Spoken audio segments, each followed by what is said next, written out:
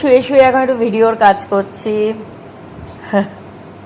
সব থেকে height case হচ্ছে মা আসে না এসেছে, আমি আমার বর মিলে একদম ধরে রেখেছি, না তুমি যেতে পারবে না, বাবার তো খুব অসুবিধা হচ্ছে, খাবার কিনে খাচ্ছে।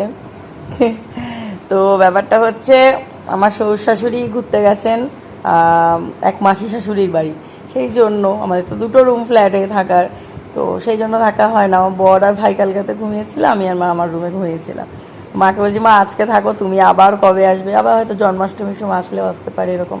তো তাও বরের জন্মদিন আছে এই আর কি, তো সে তখন আর কি, তা দেরি আছে অনেক মাস।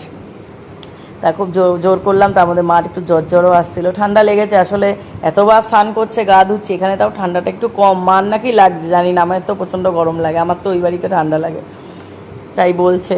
হতেও পারে, একদমই নিচের তলায় থাকি আমরা, গ্রাউন্ড ফ্লোরে, সেই জন্য আর কি ঠান্ডাটাও মানে একটা ঠান্ডা আছে, এটা সত্যি। তো যাই হোক, তা সেই জন্য যদি তুমি থাকো একেবারে কালকে খাওয়া দাওয়া করে বিকালবেলা চলে যাও, দেখি বাবাকে কালকে আসতে বলবো, আর তো কাজে সবসময় ব্যস্ত থাকে, তো দেখা যাক আসতে পারে নাকি। ঠিক করেছি একটু আজকে তো একটু সিম্পল খাওয়া দাওয়া করলাম, তাহলে কালকে মা আর আমি একটু বাজারে যাব, আমার বড় যাবে, দেখি কি বাজার করা যায় এখনও ঠিক করিনি। তো মাকে না আটকে দিয়েছি, বাবা এখনও জানে না, একটু পরে ফোন করে বলবো। তোমার বর আর ভাই একটু তরকা আনতে গেছে, রাতে রেডিমেড তরকা খেয়ে নেবো, মা একটু রুটি আটা মাখছে বসে এসে,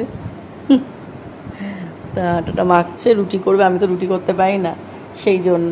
তাই আমি একটু ভিডিওর কাজ করি, সে ভালোই মজা হলো, কালকে বিকালে আসলো, কালকে রাতটা থাকলো, আজকে ঠিক করেছিল 9টার মধ্যে বেরিয়ে যাবে, তুমি থাকো বিকালে ট্রেন ধরবে, বিকালটা আজকে রাতে আটকে দিয়েছি।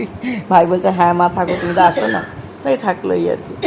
আমার শ্বশুর শাশুড়ি রুমে বসে আছি, ওখানে আটা মাখছে, একটু করে রুটি করবে, এই বসে বসে একটু ভিডিওর কাজ করি, ভালোই টাইম কাটছে।